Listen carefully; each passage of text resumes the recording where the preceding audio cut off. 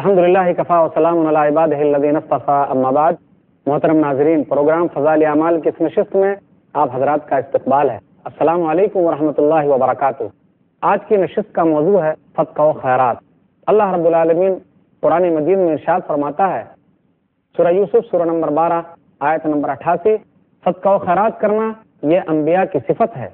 یوسف علیہ السلام کے بارے میں ہے، قالوا یا ایھا العزیز مسنا فاهلنا الضر وجئنا ببضاعة مزجاة فأوف لنا الكيل وتصدق علينا ان اللہ یجزی المتصدقین. ان لوگوں نے کہا، اے عزیز مصر، ہمیں اور ہمارے گھر والوں کو تکلیف پہنچی ہے، ہم تو چھوٹی پونجی لے کر آئے ہیں، آپ ہمیں پورا مال دیجئے اور ہم پر صدقہ کیجئے. اللہ تعالیٰ صدقہ کرنے والوں کو بدلہ دیتا ہے. صدقہ و خیرات اللہ کے راستے میں مال دینا، ضروری نہیں کہ صدقہ و خیرات صرف مال دینے ہی سے حاصل ہوتی ہے، بلکہ صدقہ و خیرات کا معنی تو کافی وسیع ہے. صدقہ و خیرات کرنا یہ ہمارے لیے ہمارے گناہوں کا کفارہ ہے.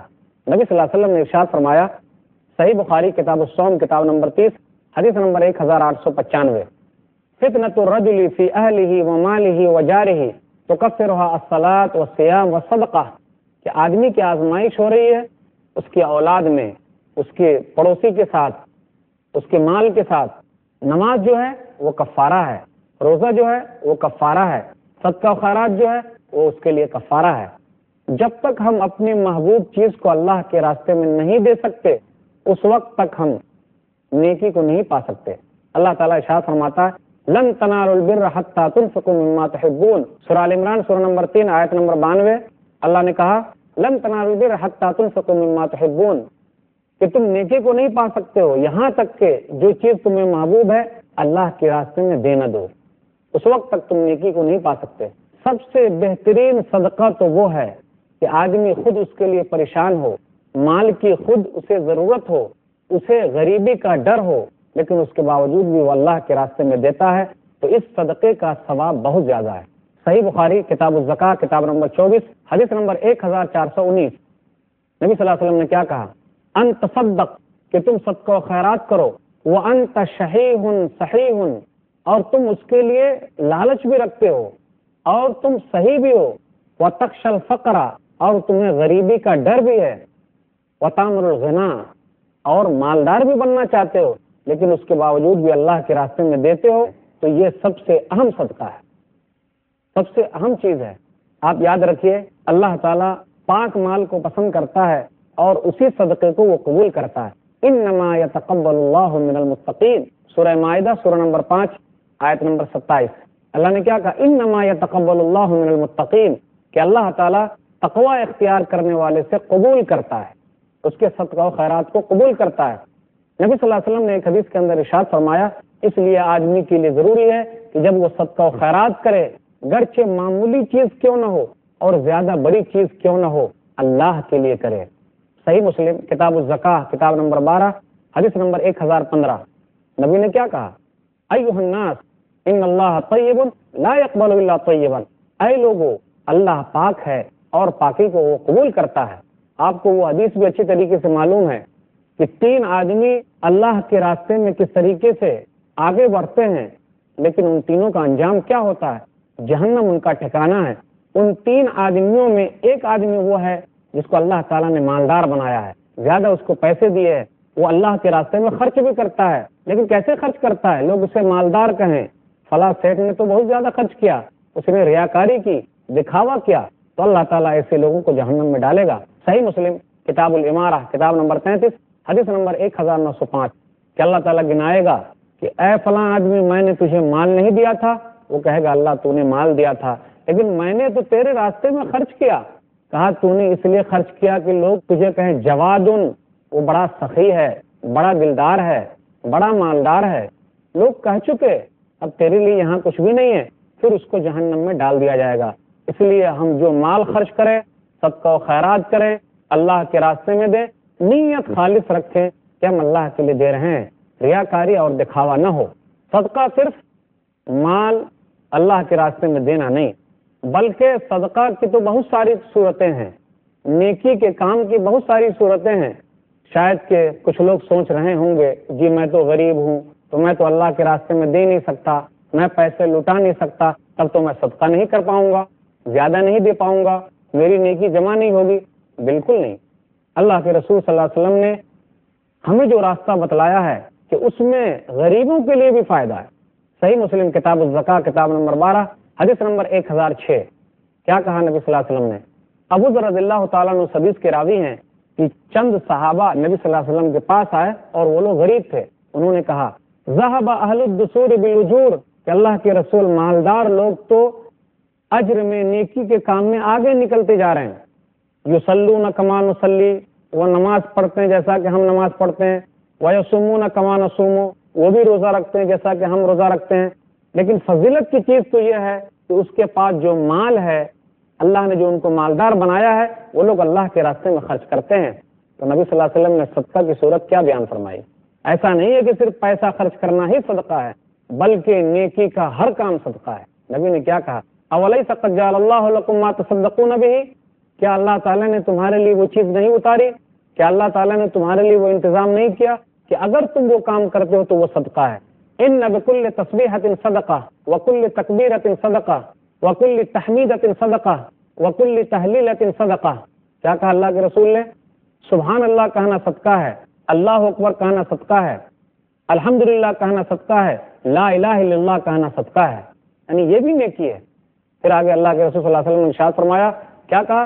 بھلائی کا حکم دینا صدقہ ہے، برائیوں سے روکنا صدقہ ہے، وفی بضع احدکم صدقہ، اور تم میں کا اپنی بیوی سے ملنا بھی صدقہ ہے۔ صحابہ نے کہا اللہ کے رسول، ہم تو جب اپنی بیوی سے ملتے ہیں تو اپنی خواہش پوری کرتے ہیں، تو اس میں صدقہ کیسے ہوا، نیکی کیسے ہوئی؟ تو اللہ کے رسول نے کہا کہ اگر تم یہ کام غلط طریقے سے کرو گے تو وہاں گناہ ملے گا کہ نہیں ملے گا؟ تو صحابہ نے کہا گناہ تو ملے گا۔ کہا اگر اس کو صحیح طریقے سے کرو گے، اپنی بیوی کے ساتھ تم ملو گے تو تم کو بھلائی ملے گی، تم کو ثواب ملے گا۔ تو یہ صدقہ ہے۔ صدقہ کی بہت ساری صورتیں بنتی ہے۔ کوئی آدمی یہ نہ سوچے جی میرے پاس پیسے نہیں ہے تو میں صدقہ کیسے کر سکتا ہوں۔ صحیح مسلم کی حدیث ہے کتاب الزکاة کتاب نمبر 12 حدیث نمبر 1009 نبی نے کہا ہر جوڑ پر، انسان کے ہر جوڑ پر صدقہ ہر دن ہونا چاہیے جس دن سورج طلوع ہوتا ہے۔ جب تک سورج طلوع ہوتا ہے اس وقت تک ہر انسان کے لیے اس کے جوڑ پر صدقہ ہے۔ اب صدقہ کی صورت کیا بنتی ہے؟ نبی صلی اللہ علیہ وسلم نے کہا تعدل بین الاثنین صدقہ، دو آدمی کے درمیان انصاف کر دینا صدقہ ہے۔ وتعین الرجل علی دابتہ فتحملہ علیہا او ترفع لہ علیہا متاعہ صدقہ۔ نبی نے کہا کہ دیکھو، ایک آدمی کی تم مدد کرتے ہو، اس کے جانور پر تم اس کو بیٹھا دیتے ہو، اس کا سامان اس کے جانور کے اوپر ڈال دیتے ہو، یہ صدقہ ہے۔ نبی نے کہا بھلائی کا حکم دینا صدقہ ہے، برائی سے روکنا صدقہ ہے۔ نبی نے کہا اس طریقے سے نماز کے لیے قدم اٹھا کر جانا صدقہ ہے۔ تو صدقہ کی بہت ساری صورتیں بنتی ہے۔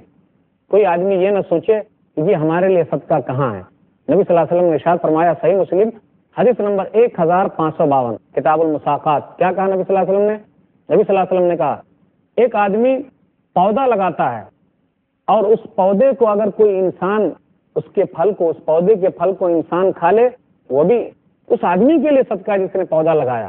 نبی صلی اللہ علیہ وسلم نے کہا ما من مسلم یغرس غرسا الا کان له ما اکل منہ له صدقہ وما سرق منہ له صدقہ۔ ایک آدمی نے پودا لگایا اور اس پودے سے پھل آئے، اگر اس سے کسی نے کھا لیا تو وہ اس کے لیے صدقہ ہے۔ پھر اسی طرح اس سے کسی نے چوری کر لی تو وہ آدمی کے لیے صدقہ ہے۔ اسی طرح اگر درندے نے کھا لیا تو وہ بھی صدقہ ہے، چرند پرند نے کھا لیا وہ بھی صدقہ ہے۔ نبی صلی اللہ علیہ وسلم نے کہا کہ اگر کسی کے پاس تمہاری کچھ امانت ہے اور کوئی چیز تم نے رکھی ہے، اگر وہ تم کو کچھ کم کر کے دیتا ہے تو وہ بھی تمہارے لیے صدقہ ہے۔ جو کم کر کے دیا، تمہارے لیے بےایمانی کر لی تو ٹھیک ہے، دنیاوی اعتبار سے تم نے کم کر لیا ہے، لیکن یہ چیز تمہارے حق میں صدقہ ہے۔ کسی نے ایسا کیا، کم کر کے دیا، تو وہ چیز تمہارے حق میں صدقہ ہے۔ غور کیجئے، آج کل بہت سارے لوگ ڈنڈی مارتے ہیں، ڈنڈی مارنے والے ڈنڈی ماریں، لیکن جو ڈنڈی مار رہے ہیں اور جس سے مار رہے ہیں، جس کے حق میں مار رہے ہیں، وہ چیز اس آدمی کے لیے صدقہ ہے۔ تو صدقہ کی بہت ساری صورتیں نکلتی ہے۔ نیکی کے کام کے راستے بہت زیادہ ہیں، چاہے امیر ہو غریب ہو، اس کے لیے بھی راستہ ہے۔ اگر مالدار آدمی مالدار ہونے کے بعد اللہ کے راستے میں پیسے دیتا ہے تو یہ زیادہ کمال کی بات تھوڑے نہ ہے۔ غریب آدمی غریب ہے لیکن وہ اپنی طاقت کے بر کوشش کرتا ہے تو یہ سب سے اہم چیز ہے، جبکہ بیچارہ خود اس کا محتاج ہے۔ تو صدقہ و خیرات کی بہت ساری صورتیں ہیں، آدمی اگر ان تمام صورتوں پر عمل کرے تو اس کے لیے بڑا فائدہ ہے۔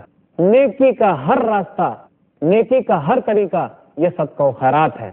ہر چیز جو ہم اور آپ کرتے ہیں وہ صدقہ و خیرات ہے، ہمارے لیے نیکیاں جمع ہو رہی ہے۔ سوال یہ پیدا ہوتا ہے کہ صدقہ و خیرات کس کو دیا جائے؟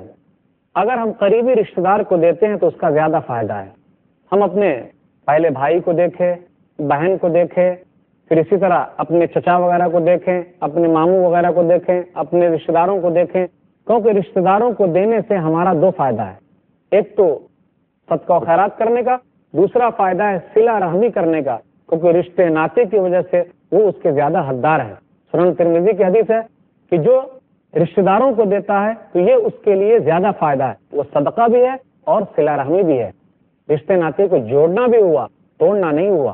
قرآن مجید کی ایک آیت ہے، اللہ تعالیٰ ارشاد فرماتا ہے سورہ بقرہ سورہ نمبر 2 آیت نمبر 215، یسألونک ماذا ينفقون قل ما انفقتم من خیر فللوالدین والاقربین والیتامى والمساکین۔